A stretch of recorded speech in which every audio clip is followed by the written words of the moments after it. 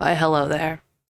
My name is Katie, and welcome to my illness-filled presentation on the current state of Overwatch, or Overwatch 2, as we are now in.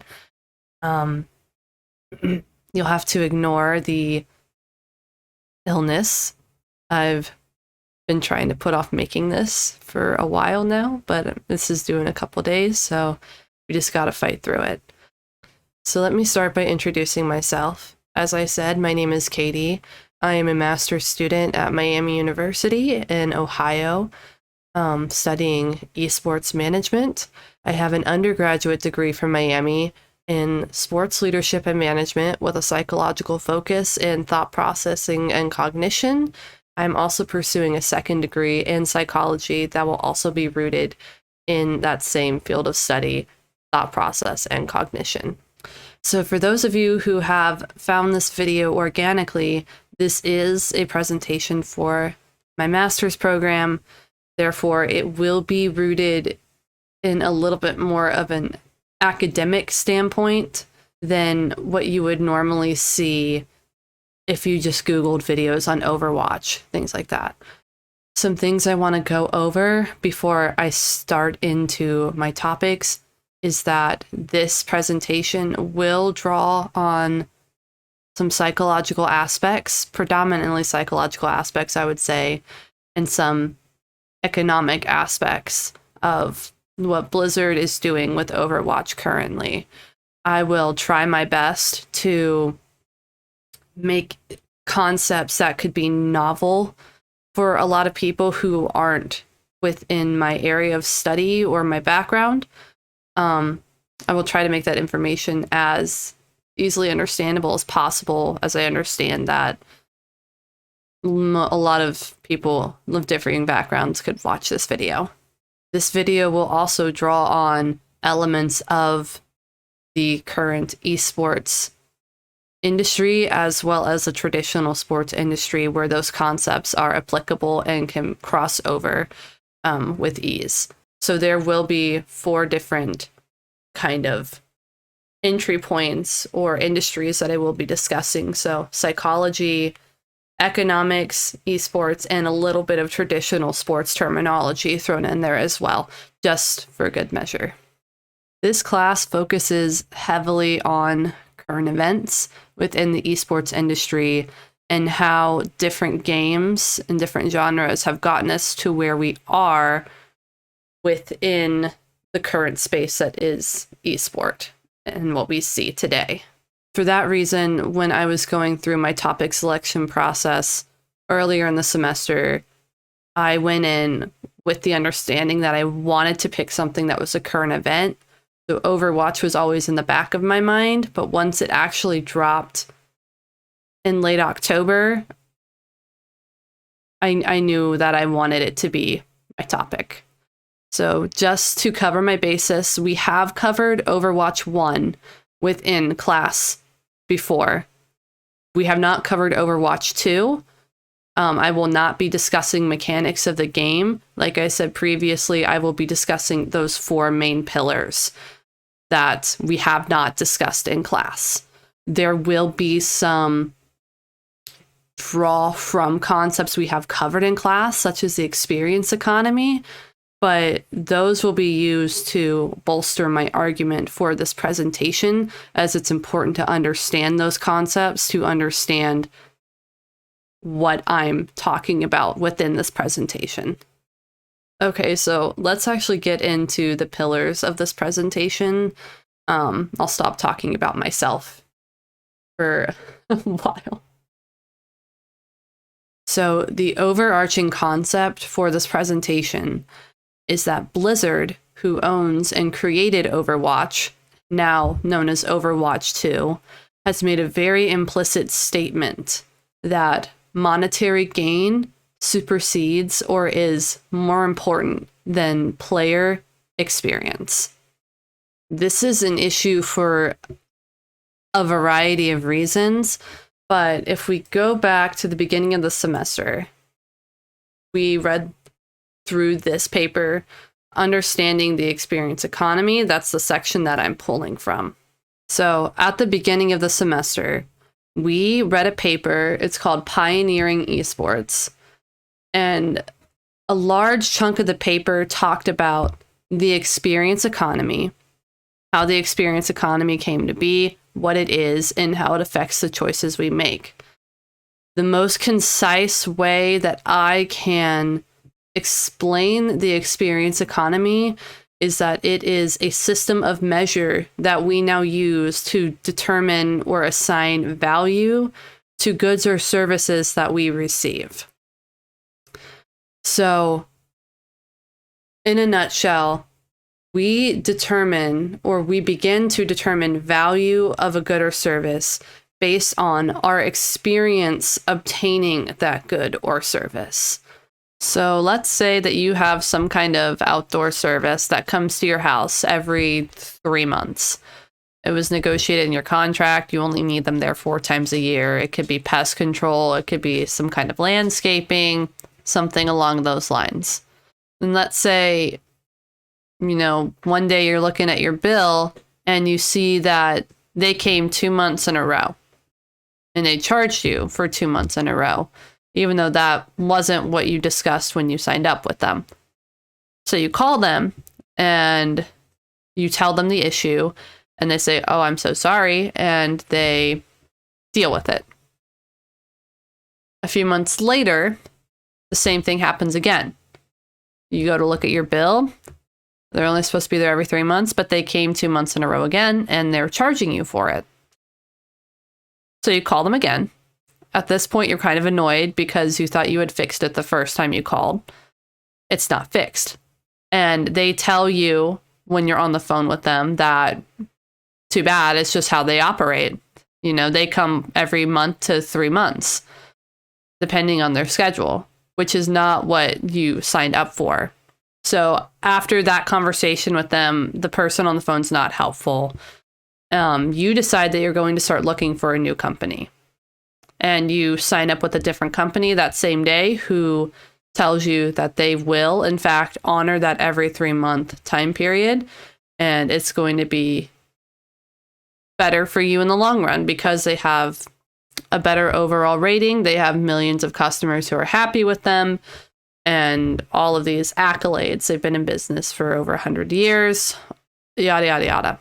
So here's where the experience economy comes into effect. You had no problems with the quality of the service that you were providing, right? So if it's pest control, you liked the outcome. You never had problems with bugs, anything in your home. But because your experience with that company when working through issues was not favorable, even though there was nothing wrong with the service that they provided you, you're looking for a new company now, one that's going to provide you a better experience as a consumer. This is an example of how the experience economy helps us navigate the world that we live in today. It's not just about the quality of the product or the service. It's about our experience with that product or service. It's commonly referred to as customer service, right? Did you get good customer service when dealing with the people who currently own the product or the service that you're looking to purchase or receive? So that is the nutshell version of the experience economy. So how does the experience economy apply to what Blizzard is doing with Overwatch 2? So as somebody who played a significant amount of Overwatch during Overwatch 1, I can speak from personal experience that their player base came to expect a certain level of experience and engagement when it comes to Overwatch. For the most part, and this is what a lot of games thrive off of, is the ability to obtain cosmetic items such as skins, emotes, highlight intro, voice lines, all of these things from just spending your time playing the game. You didn't have to spend money, and if you chose to, it wasn't a lot of money, to obtain these things that enhanced your playing experience, right? It made your experience as a consumer of this product up to a certain level. And over the 6 years, because Overwatch was released in 2016, that we had this system, we grew to like it. So you knew that if there was an event coming up, such as Halloween, you grinded for a month straight to get the currency to buy those skins that you wanted. So when we went into Overwatch 2, that is an expectation that we had, was the ability to still be able to gain currency from playing the game. Once Overwatch 2 dropped, however, we found that that structure had changed completely. There is now a battle pass that you're basically expected to buy. And if you want any skins outside of what the battle pass provides, you're expected to buy them with real money, not currency that you earn from playing the game. That's the first issue. You've taken the experience that your consumers are used to, and you've turned it 180 on its head. To go into detail about the battle pass is the free-to-play battle pass. There's nothing in there that's worth buying. And that's not just my general opinion. If there are many videos on YouTube, hundreds of thousands of players who go through the battle pass, and there's nothing that they would want out of the free-to-play battle pass. Anything that is worth any value is locked behind the paywall that is the premium battle pass. But the problem with the premium battle pass is the legendary skins that everybody who plays Overwatch wants are not accessible in the premium battle pass. If we scroll through the Nintendo article, you can see that the most you can get are seasonal epic skins. No legendary skins. And you have to get to level 80 to get the Cyber Demon Genji skin. Level 80 is a very large time commitment for somebody who is paying money for these perks. You're expected to pay money and still spend a very large amount of time playing the game. Now you can see here that the first thing you see when you log in to Overwatch 2, now that the second season has started, is that there's a new map, the new hero, the new tank hero, and the battle pass, which we all knew was coming. Sorry, my computer's lagging a little bit. I have a lot of windows open right now. Now, if we go to the new battle pass for season 2, this is the new tank hero. If I were to have bought the premium battle pass, I would have unlocked him at level 1 of this battle pass. But because I'm not going to do that, I have to play 45 levels of this battle pass in order to unlock him for free. From an esports perspective, for players who are competitive and who play ranked, this is a massive issue. Because let's say, he's a counter to another tank or something on the other team. If you need to play him, you can't, because he is locked behind the paywall.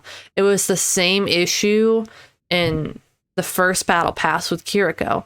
If you needed to play Kiriko in order to counter somebody else on the opposing team, you physically couldn't, unless you paid Blizzard to play her.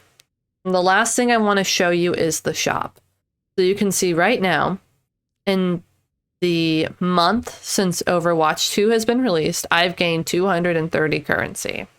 So let's look at the shop in Overwatch 2. You can see they now have the option to use currency earned in the game to buy the premium battle pass for season 2. Here's where the issue lies. I completed the entire first season battle pass, and I got about halfway through the prestige levels. I only have 230 currency. That's not a small feat to complete the entire battle pass and get through the prestige levels. So the fact that I am less than a quarter the way to a point where I could purchase this with currency is upsetting for a lot of players. Players who play religiously every single day. So I don't want any comments about my stats. I'm a healer main, but you can see that I played 261 hours of Overwatch. But when it comes to Overwatch 2, I have nothing to show for it. So let's take a look at Mercy. You can see that her new skins that we are able to purchase cost 1,900 currency.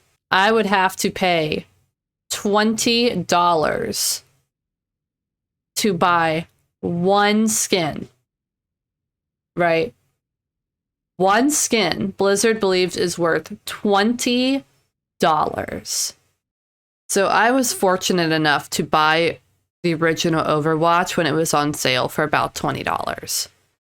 So what Blizzard is telling me now is that they believe one skin in Overwatch 2 is worth what I paid for the entirety of Overwatch 1. So let's do some math here. Do 1,900, right, for that Mercy skin that we looked at a minute ago. Divide that by 60. To buy that one skin would take me 32 weeks. Okay, that's more than half a year, right? Half a year, if we do 52 divided by 2, is 26 weeks. So it would take me about 7 months to be able to afford one legendary skin. This is the issue with the new currency system within Overwatch. It is not conducive to what your player base expects to pay for skins. I would maybe pay $5 for a skin. I know the majority of players would probably pay about $5 for a skin, not 20. Okay, so now that we've discussed some of the economic background of what's going on with Overwatch 2 and Blizzard, I want to get into some of the terminology that's commonly referred to in the sports industry, but that's also applicable within the esports industry as well. So if we look at this article by the Rocky Mountain Collegian, they talk about the different levels of sports fandom. And this is something that we commonly refer to in sports management and helps us understand the makeup of different fans in different markets when we talk about our fans. So this article was written by Ashley Potts in 2018, and the terms that she uses here are fine. They're easy to understand, but I will be talking about them from a little bit of a different perspective. So this first group that she considers, she terms them as certified sports dummies. It's a fine term because it draws off of the already known book series, like Sports for Dummies, Computers for Dummies, that whole series. I'm going to make this term interchangeable with the word novice. So this is somebody who doesn't really know a lot about esports. Think of a team that you've never heard of, and one day somebody talks about how that team is their favorite team, and you had never heard of them before. You are a novice. This is new information that you are gathering about this industry that you previously didn't know.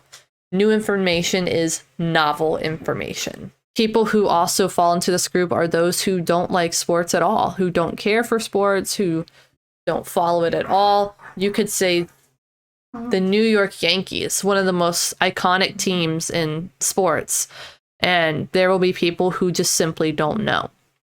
This term can also be used in the music setting. You will always find somebody who doesn't know who your favorite artist is. There will always be people who don't know who a team is, and they fall into this novice/certified sports dummy category. The next category is the bandwagoner. Now, this is a term we hear a lot in traditional sports, but will also be applicable in esports. So this refers to the group of people who jump from team to team because of a team's record or their conduct or factors that they perceive make one team better than another, right? They don't really have a lot of loyalty to one specific team, one specific sport, or in the esports industry, I would consider this to be they don't have loyalty to a specific game. They jump from game to game depending on what's new, what their friends are playing, what their friends like. They don't have deep roots within teams. These people generally jump ship as soon as a team starts to lose. So, an example from traditional sports. I'm going to use my favorite volleyball team because they actually just lost today and they're out of the tournament. They have not been having the best year because of injuries and all of that. If I was a bandwagoner, I would see that Wisconsin is on a roll. They're playing a lot better. Texas has only lost once this year. They're most likely going to win the national championship just because of the transfer portal and how that's all working out now. I would go ahead and jump ship to another team that's succeeding right now. And I'd be one of their fans for a season or two until, another team rises to the top and then I jump to that team. You see this behavior a lot in traditional sports, and you will see it a lot as esports continues to grow as an industry and take an even larger foothold. So the next group we're going to talk about is the casual fan. So like this says, this is where most people fall when it comes to sports fandom and or esports fandom. These are the fans who will watch a game. They may own some apparel from the team.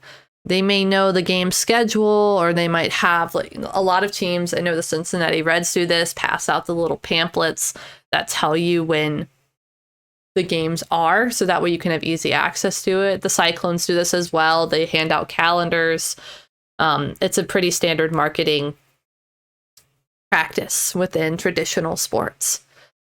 So these are fans who they may know that, the Overwatch League, like the championships or one of their tournaments is going on. And if it's on, they'll watch it.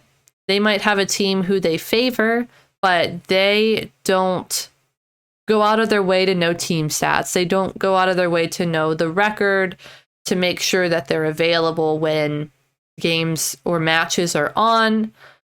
It's more of a social event for them. They go to have fun. They go to be with their friends. Like it says here in this article, they'll accept free tickets, but they may not budget for tickets like some other fan bases that we'll discuss here in a second. They're a very casual style fan. Okay? And just to reiterate, this is where the majority of people fall on this scale. And she only has one more listed on this page. I'm actually going to break this category into two separate categories because there is a difference between diehard fans. So the first category I'm going to talk about is what we call super fans. I'm going to use myself as an example. Like I said, I am a Nebraska fan. I consider myself a super fan of Nebraska. Their coach, every single week, he does a conference talking about the upcoming week. I watch those. I watch the player interviews. I have their entire schedule for the season written in my planner. The date, if they're home or away, and what platform that game will be broadcasted on, whether it's Big Ten TV, whether it's just going to be, a radio version of it. Where can I watch this? I have Nebraska merchandise. I have hoodies. I have cups in my house. These kind of people that I'm included are considered super fans. I know all the players' names. I know what grade they are. I know who has injuries. I know who has COVID years left, who doesn't, who's not coming back next year, who is coming back this year. I am very in tune with what this team is doing. So I consider myself a super fan of this team. So how do I correlate these fans with Overwatch? These are the fans who watch the press release videos, watch trailers, have seen all of the hero videos, who know when all the events start, when they end, how much currency they want, who know what skins they want. They grind in the game for that currency. They go to BlizzCon with the intention of going there for Overwatch. They keep up to date. They have Overwatch League on in their background to generate those currency coins for specific items, right? These are the people that might buy merch. They're the ones who watch the voice actor interviews and interviews of the creators talking about what the current state of Overwatch is. All right.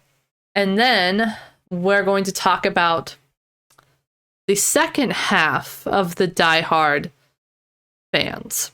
I'm going to refer to them as just fanatics. Okay. Right. So the first half were super fans. They're still like, okay, I understand. You really, really like this. Maybe I'll get you some Overwatch stuff for Christmas, right? Because you really enjoy this game. And then there are the fanatics. But these fans really align their self-identity with this game. These fans, a lot of times, their entire personality might be the one thing that they like. So if it's Overwatch, their entire personality is Overwatch. They can't go through a conversation without talking about Overwatch. They will miss events for Overwatch League. They will miss family gatherings, birthdays, for Overwatch, right? There's a lot of examples of this in traditional sports. There is one example that I remember very vividly about fanatics, and this is why I consider fanatics different than super fans. There was an example of this couple who were fanatics for Michigan football. Right? If you're from Ohio or Michigan, you know that rivalry. You know that if you're in Ohio, you hate Michigan. You hate all of Michigan football. It's a thing. This family were die-hard Michigan football fans. They had an RV that was Michigan football themed. They had tickets to every single game, away game and home game. They merch, whole house filled with it. Their entire identity was associated with Michigan football. Now, the reason that this couple made headlines, because there are a lot of fans like that, but the reason this couple made headlines, their daughter was getting married, and her wedding just happened to be on the same day as a Michigan football game. Now, if you were any other level of fan, right? Certified sports dummy / novice, the bandwagoner, the casual fan, the super fan, you would say, you know what? I'm sad I'm going to miss the game, but I'm going to go to my daughter's wedding, right? That would be the reasonable response. Fanatics don't think that way. This couple missed their own daughter's wedding to attend a Michigan football game. That is how much their identity centered around this team. So that's why I made the distinction between the super fans and the fanatics, because there is a distinction.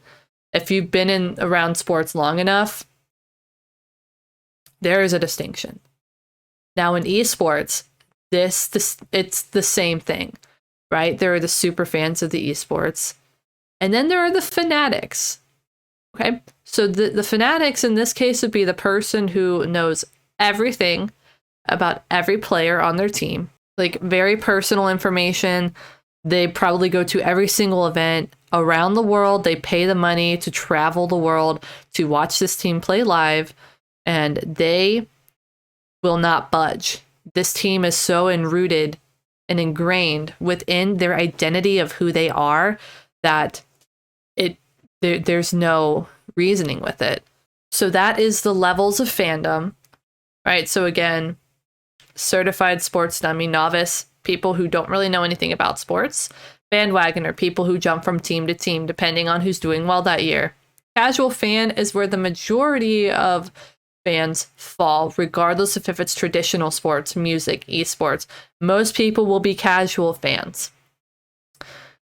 The super fans, right, the first half are those who have merch, who know stats, who know player names, all of that. And then the diehard fans are the ones who will miss extremely important family events to attend a football game.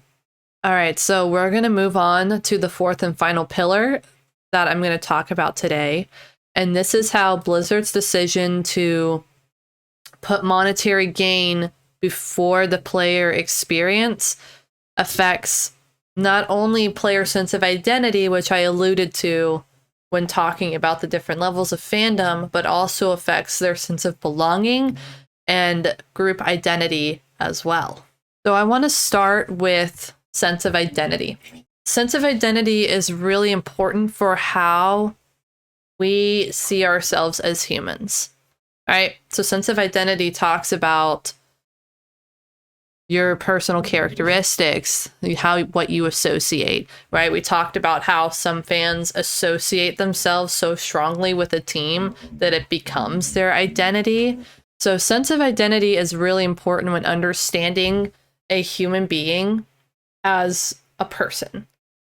So when we talk about sense of identity, we talk about, as this is saying, their unique characteristics, affiliations, and social roles. So some things that aren't mentioned in this are your sense of identity also is your values, your morals, all the things in your life that make you who you are is what is your identity, right? So this is your identity as a single individual. I want to talk about sense of belonging for a second. So I'm going to use sense of belonging in the very broad sense of, for the purposes of this paper, sense of belonging is what you feel when you're within a group of people. Do you feel like you belong there? Do you feel like an outcast? How are you treated within this group? All of that goes into your sense of belonging. And as it's saying within these key points here, sense of belonging is really important to improve one's motivation, health, and happiness. We as human beings are social creatures. We're pack creatures. Regardless of if you are asocial, if you're an introvert, or if you're an extrovert, we are social creatures. We cannot survive without interaction from others. It's ingrained within our biology. You will not survive if you are 100% isolated from others. Now, where the misconception comes in is that we feel that if we're just by ourselves in our office or, at home, we're being introverted, we're by ourselves, and that's not true. Anytime that you go online and you engage with content or you engage with your friends online, if you're playing an online MMO, that is an extroverted activity. You are getting that interaction with other people. So even though you may be by yourself in your office, you are still getting that social interaction that we need as humans. So sense of belonging ties into that, is even when when we are being introverted and we're by ourselves, we are still part of that group. So when it comes to games like Overwatch, that is an extremely social setting, regardless of if you talk or not. You're in a game with 9 other people. That is an extroverted activity that you are taking part in. Now, the more that you play a game like Overwatch, the more of a sense of belonging you will garner within yourself based on the fact that you know what you're doing, you know how to work well within a team. That will all help you to have a sense of belonging within that group. And the last piece I want to talk about is group identity. I'm just going to read straight from this. Group identity refers to a person's sense of belonging to a particular group, right? So similar to sense of belonging, this is how you identify yourself within that group. At its core, the concept describes social influence within a group. The influence may be based on some social category or interpersonal interaction among group members.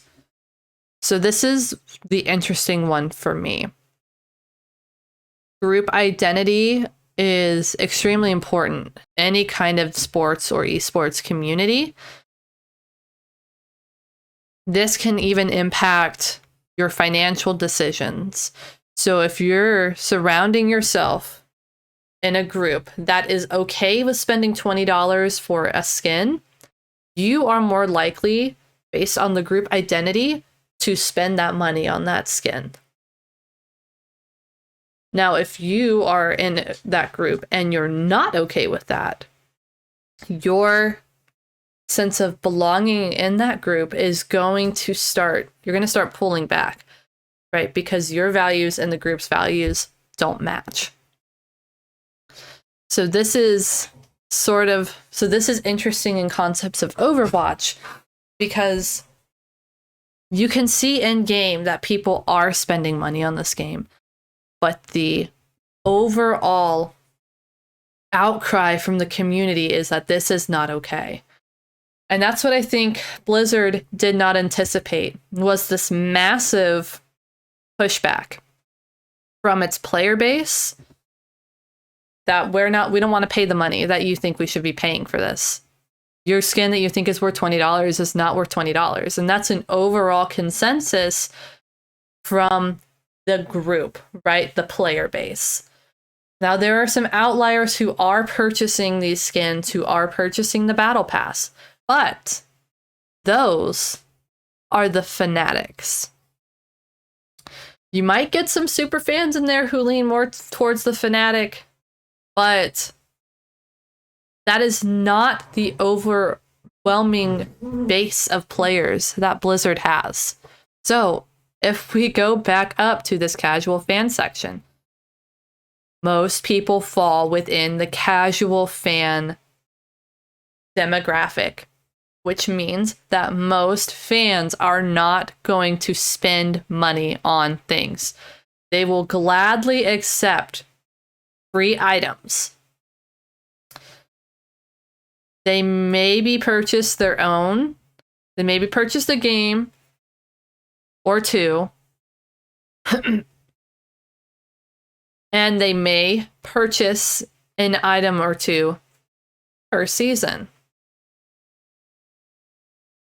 But they are not willing to spend the large amount of money that Blizzard is asking us to pay for a game that, at the end of the day, is exactly the same as Overwatch 1 with a few mechanics changed, that they are locking heroes behind the paywall for. Fans are not willing to do this. What does this mean? There is this ideological difference between what Blizzard is saying and what the fans are saying. Blizzard is saying that you should be spending money on this game. We work hard on this game. You need to be paying for it, which is understandable. But Blizzard's associated value with items such as a singular skin do not align with the associated value that their players expect, right? We talked about that fan experience. The experience of going into the game and seeing that Blizzard expects something that's way outside of what most casual consumers think is an acceptable price for an item is affecting the playing experience. Now, since the release of Overwatch 2, Blizzard has not really budged on this issue. They are continuing down this path of, no, we're going to keep the prices the same. And what does this do to the players, right? We already talked about the ideological differences, but this is going to start affecting players' sense of belonging, and it's going to start affecting their sense of identity. Because if you're like me, and you're not willing to pay $20 for a skin because that doesn't make sense, you are now kind of stuck. And Blizzard is making the statement by only allowing you to gain 60 currency a week that we're not doing that anymore. You have to buy it or you're out of luck. And that makes players pull back, right? If you change your values as a team, as a company, you're going to have fans and players pull back. That ideological difference that you've now created is really going to affect how they see themselves as consumers of your product, of your service. And it's going to overall impact more of the player experience.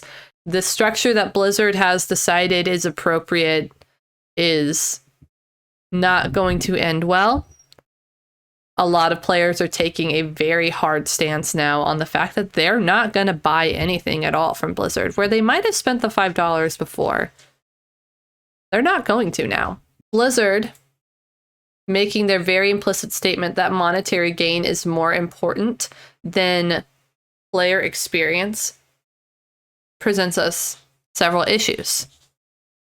We went over the economic issues of why it's an issue, the things that they're doing, how their pricing model doesn't align with what fans are willing to pay for it.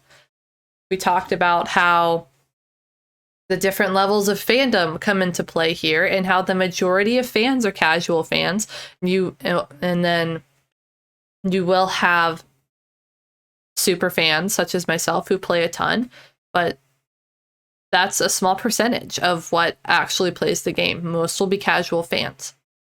And Overwatch is relying on those fanatics and super fans to make up the difference of making the game free to play.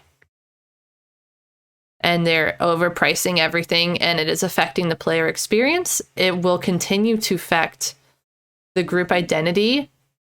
The group of Overwatch players the vast majority are disgruntled about what's happening.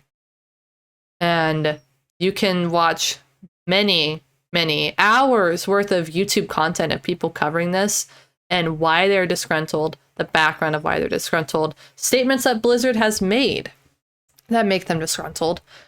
And I am very interested to see how this continues in the future. All right. Thank you for sticking with me through that. If you have any questions, please let me know. This is a topic that I find really interesting, especially the psychological components of it and how Blizzard's decisions are impacting the mental state of their players. And yeah, have a nice night. Bye.